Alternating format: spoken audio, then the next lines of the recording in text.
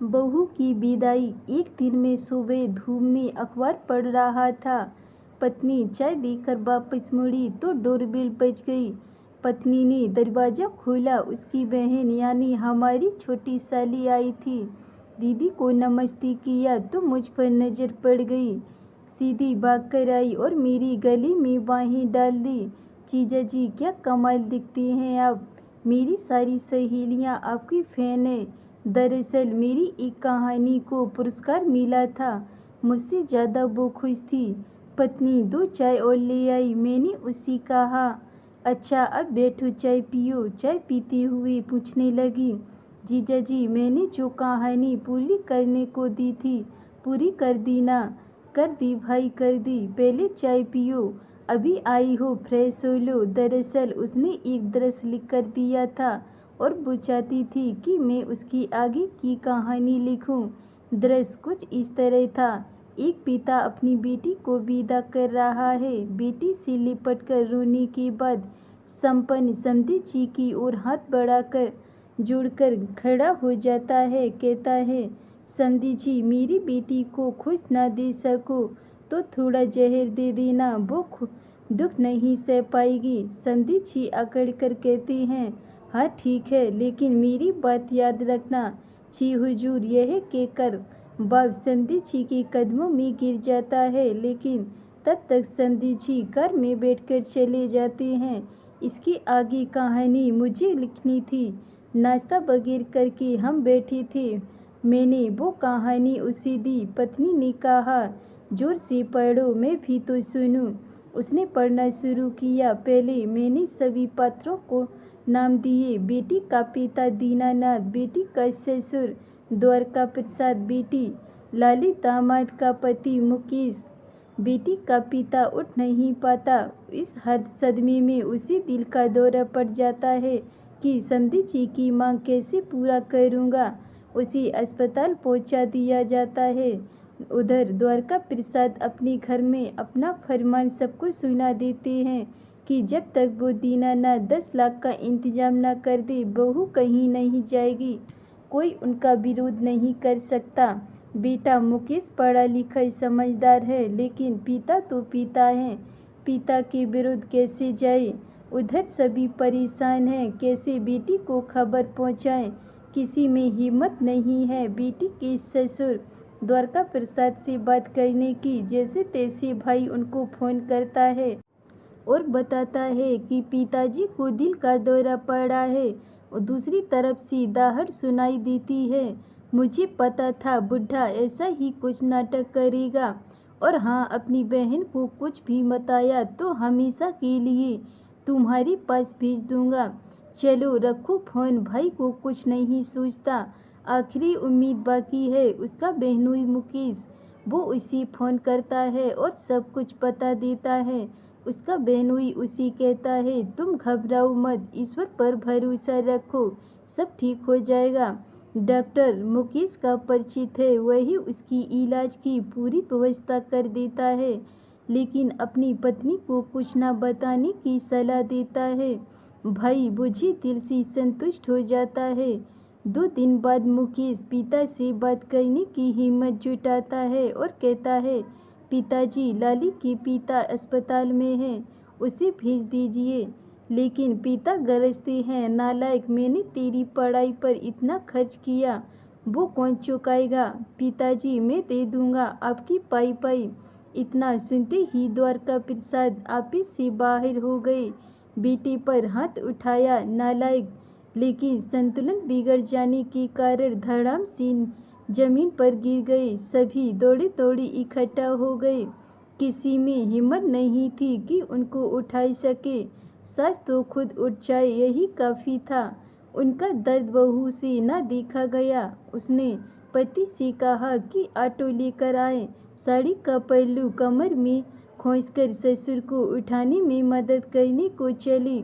सास दहाड़ी, बहू, तुम्हें शर्म है या नहीं, ये ससुर हैं तुम्हारे। बहू ने जवाब दिया, माँ जी, मेरे पिताजी ने कहा था कि अब यही तो पिता है मेरे, और आपको जो कहना है वो बाद में कह लेना। अभी पिताजी को इलाज की ज़रूरत है। सास अबाक मुंह ताकती रह गई। बहू ने ससुर को सहारा देकर कुर्सी पर बिठाया।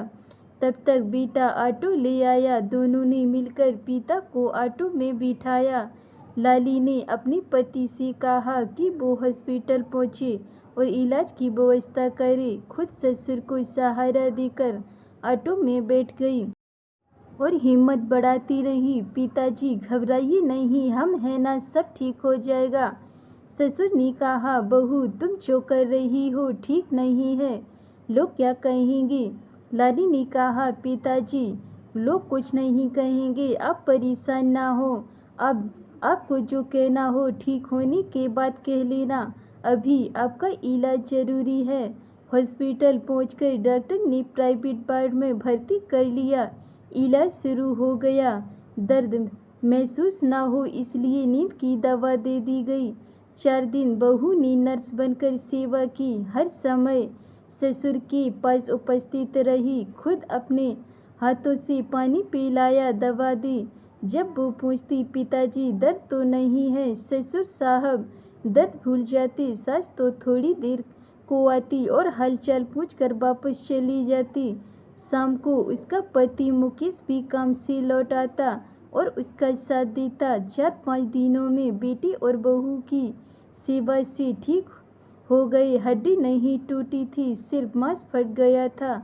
1 हफ्ते में घर ले आए गए। सारे रिश्तेदार बहू की तारीफ करते नहीं थक रही थी। सभी कह रहे थे, बहू नहीं है बेटी है। ऐसी बहू सबको मिले। देखो कितनी हिम्मत से काम लिया है। ये ना होती तो क्या होता। सास ससुर मन ही मन खुश हो रहे थे। बहू दूसरे कमरे में आंसू बहा रही थी। तभी किसी का ध्यान गया कि बहू कहाँ है। सास उसे लेने पहुंची। बहू को रोता देख गले से लगाया। पगली अब ठीक तो हो गए। लाली सास की कंधे से लगकर और जोर से रोने लगी।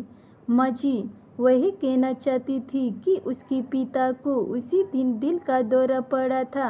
वो उसी दिन से हॉस्पिटल में थे। मैं उनको देखने जाना चाहती थी, लेकिन इन सब बातों से अनजान। सास ने कहा, चल बुला रहे हैं सब तुझे।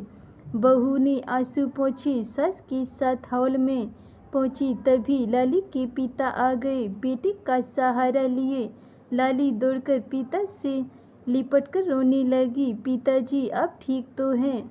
आपको ऐसी हालत में यहाँ नहीं आना चाहिए था। मैं आ जाती आपसे मिलने। लाली की ससुर द्वारका प्रसाद का माथा ठनका। क्या इनको पता था? लाली के पिता बोले, ऐसी हालत में बेटी मैं ठीक तो हूँ, मुझे क्या हुआ है। लाली के आंसुओं का सैलाब बह निकला। पिताजी मुझे सब पता है। मुझे मेरी सहेली ने सब बता दिया था कि आपको दिल का दौरा पड़ा था, लेकिन आगे कुछ न कह सकी। ससुर और सास के मुंह से निकल क्या, पिता फपक कर रो पड़े। बेटी आगे कुछ न कह सके। फिर थोड़ा संभल कर बोले, समधी जी ने 10 लाख मांगे थे, चेक लेकर आया हूँ, जितनी चाहे रकम भर लें। लाली समझ न सकी इतनी रकम पिताजी ने कहाँ से जुटाई। वही कुछ पूछती, तभी नजर पति पर पड़ी। वो उसे चुप रहने का इशारा कर रहा था। लाली सब समझ गई कि ये सब उनका किया धरा है। लाली के पिता ने समधी जी की तरफ चेक बढ़ाया और बोले, समधी जी अब तो मैं ले जा सकता हूँ अपनी बेटी को। समधी जी ने चेक फाड़कर फेंक दिया। बोली, क्यों शर्मिंदा कर रहे हो बंधु, आपने मुझे अनमोल हीरा दिया है। आपकी बेटी थी, अब मेरी बेटी है। लाली का पति झलक आई खुशी की आंसुओं को छिपाने के लिए बाहर निकल गया। पूजा की आंखों से आंसुओं की अविरल धारा बह रही थी। कहानी खत्म करते करते फपक कर रो पड़ी। मैं खुद अपने आंसुओं को रोक नहीं पा रहा था। मैं उठा, दोनों को रोता छोड़कर बाहर निकल गया। धन्यवाद दोस्तों। आपको ये कहानी पसंद आई हो तो वीडियो को लाइक कमेंट शेयर ज़रूर करें और ऐसी ही कहानियाँ सुनने के लिए चैनल को सब्सक्राइब करें।